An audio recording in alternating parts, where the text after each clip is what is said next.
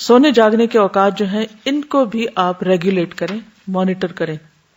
Daily آپ time جب سوئیں تو بھی نوٹ کریں اور جب اٹھیں تو بھی نوٹ کریں کہ ہر روز آپ کتنا سوئیں، ٹوٹل آپ کی سلیپنگ آورز کیا ہیں، اور ان کو آپ کس طرح کم کر سکتے ہیں. کیونکہ اس میں بہت حد تک عادت کا بھی ایک حصہ ہوتا ہے، عادت پڑ جاتی. جیسے 1.5 گھنٹے کا سلیپ سائیکل ہوتا ہے نا، تو 1.5 گھنٹہ 3 گھنٹے ہو گئے، پھر 1.5 گھنٹہ 4.5 گھنٹے ہو گئے، پھر 1.5 گھنٹہ 6 گھنٹے ہو گئے. ٹھیک ہے.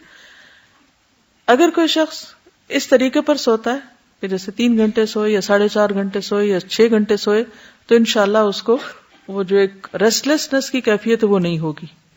لیکن اگر آپ 6 گھنٹے سونے کی بجائے 6.5 گھنٹے سوتے ہیں تو آپ دیکھیں گے اٹھ کے بہت دیر تک آپ تھکے ہارے رہیں گے.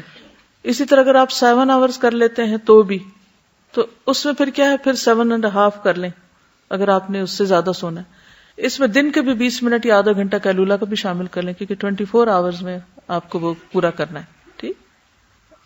ہر ایک کے لیے آئیڈیل نیند کا معیار یا اس کا تعین خود اس کے اپنے ماحول پر ہے یا اپنی عادات پر ہے یا اپنی ضرورت پر ہے.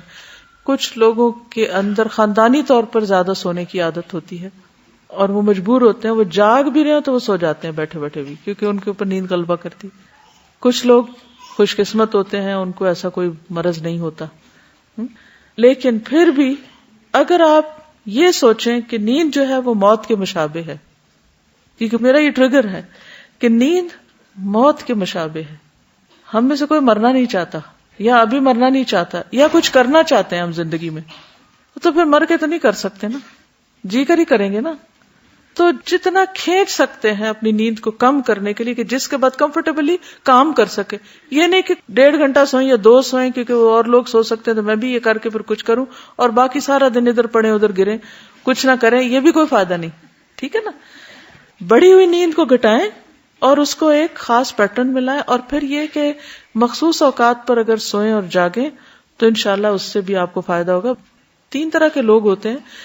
کچھ کو تو مخصوص اوقات میں ہی نیند آتی ہے، اگر ذرا سا بھی نیند ڈسٹرب ہو جائے، آگے پیچھے ہو جائے وقت، تو وہ نہیں سو پاتے. کچھ لوگ امام بخاری جیسے ہوتے ہیں کہ ان کے نہ سونے کا ٹائم ہوتا ہے نہ جاگنے کا ہوتا ہے، وہ سوتے ہوئے بھی اٹھ کے کام کرتے رہتے ہیں اور انہوں نے اپنے طریقے پر نیند کا پیٹرن سیٹ کیا ہوتا ہے. چاہے آپ ایک ہی اسٹریچ میں نیند لیتے ہیں تو بھی آورز کیلکولیٹ کریں، یا آپ دن میں یا 24 آورز میں آپ 2-3 بٹس میں نیند لیتے ہیں تو اس کو بھی ٹوٹلی کیلکولیٹ کریں کہ کتنا آپ لے رہے ہیں. ٹھیک ہے. کچھ لوگ رات کو جیسے 3 گھنٹے سو کے پھر اس کے بعد اٹھ کے تہجد وغیرہ پڑھ کے پھر تھوڑا سا سو کے پھر اس کے بعد کام کر کے پھر دن میں کچھ آرام کر کے، یعنی مختلف اوقات میں شارٹ نیپس لے کے اپنی ضرورت پوری کر لیتے ہیں اور ان وقفوں کے بیچ میں بہت پروڈکٹیو ہوتے ہیں. تو اپنے آپ کو پہچانیے کہ آپ کیسے بہتر کام کر سکتے ہیں. ایک اور چیز یہ ہے کہ سونے کے بعد کچھ لوگ جب اٹھ بھی جاتے ہیں تو اٹھتے نہیں، وہ بہت بڑا ٹائم ویسٹر ہے. بیڈ میں پڑے رہتے ہیں، سوچتے رہتے ہیں. اگر ان کو کہا جائے بھی اٹھے تو کہتے ہیں اٹھے ہوئے ہیں، لیکن اٹھے دکھائی نہیں دیتے. تو اس سے بھی پرہیز کریں، یہ بہت بڑا ٹائم ویسٹر ہوتا ہے. ٹھیک ہے نا. تو انشاءاللہ تعالی اپنے اوقات کو جتنا بہتر سے بہتر ہو سکے موسٹ فروٹفل بنائیں، زیادہ کارآمد بنائیں. صرف یہ نہ دیکھیں کہ کتنا سوئے اور کتنا جاگے، یہ بھی دیکھیں کہ جاگتے میں کیا کیا اور سوتے میں کیا کیا.